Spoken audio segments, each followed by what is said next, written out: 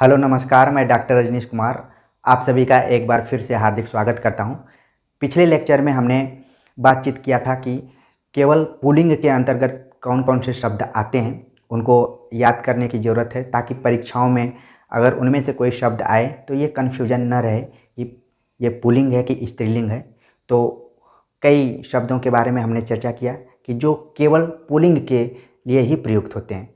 इस लेक्चर में हम बातचीत करेंगे कि स्त्रीलिंग शब्द कौन से हैं जो केवल स्त्रीलिंग के रूप में ही प्रयुक्त होते हैं। मैं चाहता तो दोनों पुल्लिंग और स्त्रीलिंग को एक ही लेक्चर में कंप्लीट कर सकता था, लेकिन मुझे लगा कि कन्फ्यूजन क्रिएट होने लगेगा, तो दोनों को अलग अलग करना ज़्यादा सही रहेगा। आप इसे अलग अलग पेज पर भी नोट करके रख सकते हैं, ताकि परीक्षा में जब भी आप जाएं तो आपको भी क्लियर रहे कि पुल्लिंग में कौन कौन से शब्द थे और स्त्रीलिंग में कौन कौन से शब्द थे। तो हम अब देखते हैं कि कौन से ऐसे शब्द हैं जो सदैव स्त्रीलिंग में प्रयुक्त होते हैं। तो लिख लेते हैं, केवल स्त्रीलिंग शब्द, ऐसे शब्द जो कि हमेशा स्त्रीलिंग के रूप में प्रयुक्त होने वाले। ठीक है, पुल्लिंग में 14 शब्दों के बारे में हमने चर्चा किया था, और स्त्रीलिंग में हम देखते हैं कुल कितने शब्द हैं। पहला शब्द है संतान। ठीक, संतान शब्द जो है वो स्त्रीलिंग शब्द है। जैसे राजा दशरथ की 4 संतानें थीं, तो की का प्रयोग हो रहा है, राजा दशरथ की 4 संतानें थीं। ठीक है, का वहाँ पर प्रयोग नहीं हुआ है, इसलिए क्या है, ये स्त्रीलिंग है। दूसरा शब्द है कोयल।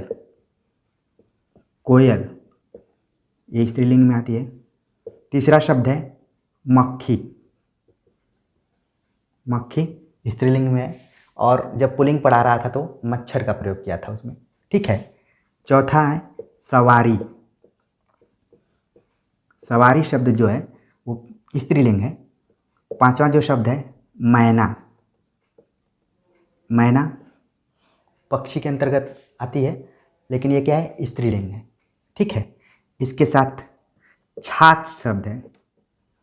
छाछ पुल्लिंग में हमने बताया था कि दही जो है वो पुल्लिंग है, लेकिन जब छाछ शब्द का प्रयोग होगा तो ये क्या है, स्त्रीलिंग है। इस चीज़ को ध्यान में रखने की जरूरत है। सातवां शब्द है लोमड़ी। लोमड़ी स्त्रीलिंग में प्रयुक्त होती है। ये सदैव, ये जितने भी शब्द बता रहा हूँ मैं, ये सदैव स्त्रीलिंग में प्रयुक्त होते हैं, तो ध्यान में रखने की जरूरत है।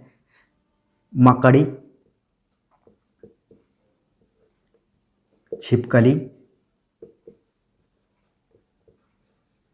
तितली। ठीक है, चिकनाई,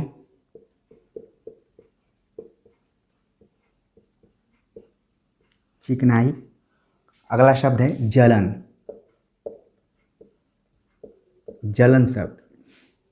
ठीक, कई बार लोग बोलते हैं कि जलन हो रही है, और कई बार बोलते हैं कि जलन हो रहा है, तो ये गलत है। जलन हो रहा है शब्द गलत है। जलन जो शब्द है स्त्रीलिंग है, इसलिए हो रही होगा, ज़्यादा सही रहेगा। ठीक, तो इस चीज़ को ध्यान में रखना है। 13वां लिखावट। लिखावट बहुत सुंदर है। ठीक है, तो ये स्त्रीलिंग में है लिखावट। अगला जो शब्द है सेना। सेना शब्द जो है ये भी स्त्रीलिंग के अंतर्गत है। और आखिरी शब्द है मूछ। मूछ स्त्रीलिंग शब्द है। तो हम देख रहे हैं कि कुछ ऐसे शब्द हैं जो कि सदैव स्त्रीलिंग में ही प्रयुक्त होते हैं। इसके पहले के लेक्चर में हमने चर्चा किया था कि कुछ ऐसे शब्द हैं जो कि पुल्लिंग में होते हैं।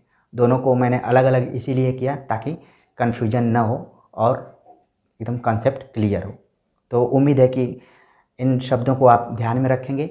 जब भी स्त्रीलिंग पुल्लिंग से संबंधित सवाल आएंगे तो आपको क्लियर रहेगा कि कौन सा शब्द पुल्लिंग है और कौन सा शब्द स्त्रीलिंग है। ठीक है, खासतौर से DSSB, यूपी, TGT, PGT की परीक्षाओं के दृष्टिकोण से ये इम्पॉर्टेंट हैं। और जो वनडे एग्ज़ाम्स होते हैं या फिर कम्पिटिटिव एग्ज़ाम्स हैं, सरकारी नौकरी के अंतर्गत जो भी एग्ज़ाम्स होते हैं, उनमें ये सब पूछा जाता है, और कई बार इंटरव्यू इत्यादि में भी पूछ लिया जाता है। ठीक है, तो उम्मीद है कि ये टॉपिक आपको पसंद आया होगा। पसंद आया हो तो आप कमेंट्स कर ज़रूर बताइए। मिलते हैं नए टॉपिक के साथ, जिसमें कि मैं वचन पर बातचीत करूँगा, और हिंदी साहित्य का इतिहास सही अप्रोच से कैसे पढ़ा जाए, उसमें मैं आधुनिक काल पर लेक्चर तैयार कर रहा हूँ और जल्दी ही लेकर प्रस्तुत होऊंगा। तो आप लोग लगातार मेरे साथ बने रहिए। मिलते हैं, तब तक के लिए नमस्कार।